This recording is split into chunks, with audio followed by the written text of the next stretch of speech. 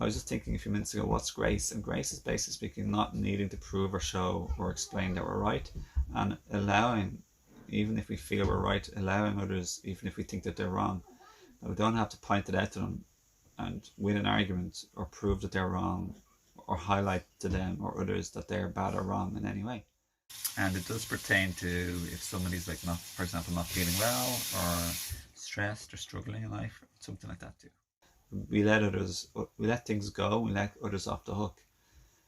And it's nothing got to do with being a walkover either. We can do all of this with pure self-care and self-love also.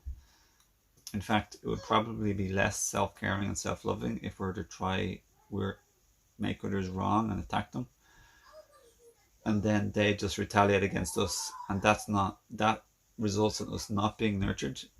So self-care means we're being nurtured. So if we annoying others that they attack us and we get diminished in our well-being, that's not self-care. So acting non-gracefully from our ego and trying to be right and prove to others that they're wrong, that's not self-caring, and it's not caring towards another person. So it's a very interesting topic. So yeah, I hope this topic is very useful to you and helps you in your life. And I'd wish and hope really that it helps you to become more graceful, like I just mentioned there, and a lot more self-aware based on my 2 questions, and just act much more from positivity, and just be very real, genuine, and down to earth, and to a certain degree wear your heart on your sleeve, to the extent that you are not afraid, sad, or ashamed, or feel guilty to be who you are and to feel how you feel in any moment.